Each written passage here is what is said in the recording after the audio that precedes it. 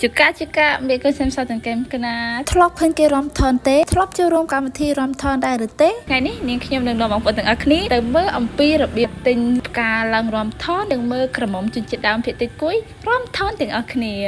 កម្មវិធីរំលក់ផ្កាឬកម្មវិធីរំថនតែធ្វើឡើងនៅតាមតំបន់ដែលប្រកបនៅថៃរក្សាបានទំនៀមទម្លាប់ជាពិសេសនៅតំបន់ជញ្ជាត់ដើមភាគតិចមុននឹងចូលទៅដល់ការរំថននេះខ្ញុំឲ្យបងប្អូនមើលកន្លែងដែលគុនថនត្រូវឡើងរំសិនគឺមានការរៀបចំបែបនេះមានការអង្គុយរងចាំដើម្បីអ្នកមកទិញផ្កានេះខ្ញុំធ្វើនេះគឺធ្វើបង្ហាញបងប្អូនទាំងអស់គ្នាគឺជាគុនថនដែលប្រកបត្រូវទៅរំនៅលើឆាកក្នុងកម្មវិធីបុណ្យនឹងហើយមានមនុស្សម្នាជាច្រើនមែនតើបងប្អូនមិនដឹងមកពីណាទេទីឆ្ងាយបងប្អូនមានកូនតូចអីសូមដាក់លុយទៅឲ្យច្រើនព្រោះដោយសារតែសម្បូរអ្នកលក់ដាក់បងប្អូនហើយ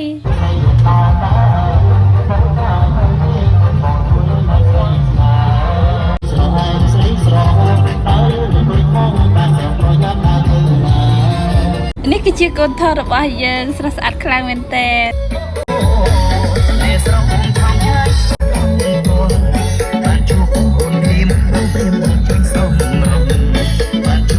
អ្នកណាខ្លះមិនចេះទិញសម្បត្តិឡើងរំថតឥឡូវនេះខ្ញុំប្រាប់យើងត្រូវដើរមកកន្លែងដែលគេមានហុំព័ទ្ធបន្ទាប់មកយើងសួរតម្លៃនៃផ្កាតើមួយប្រមាណយើងឲ្យលុយគេយើងនឹងបានផ្កាមួយសន្លឹកដើម្បីទុកឡើងរំជាមួយកន្ថនក្នុងផ្កាមួយសន្លឹកយើងអាចរំបានចំនួន2បទបទយកទៅបបកញ្ញានោះនៅខាងនោះ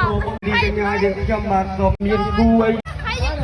ឲ្យផ្កាដល់កូនថនរួចរាល់អត់មានចេញតាណាទេឈរនៅចាំកន្លែងនោះបន្ទាប់ពីអ្នកអត្ថាធិប្បាយគាត់អត្ថាធិប្បាយចប់រួចរាល់យើងក៏ចាប់ផ្ដើមរាំតែម្ដងមកយើងខ្ញុំប្រចប់ជុំនេះហើយបាទទេសម្បត្តិបានលុបអស់ទៅហើយអញ្ជើញចេញកំណត់ឲ្យសូមមេត្តាទិញរត់ឡើងបាទអញ្ជើញ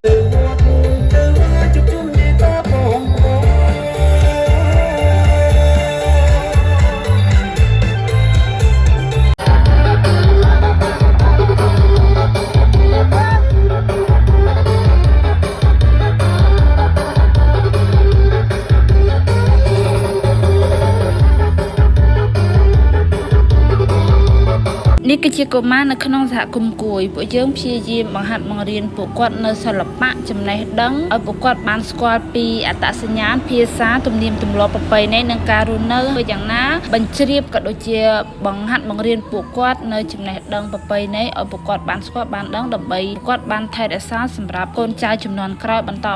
ទៀតយើងដឹងថាកុមារគឺជាអ្នកបន្តវេនដ៏ល្អសម្រាប់សង្គមជាតិនិងសម្រាប់សហគមន៍ជនជាតិដើមភាគតិចទាំងអស់នៅក្នុងប្រទេសកម្ពុជា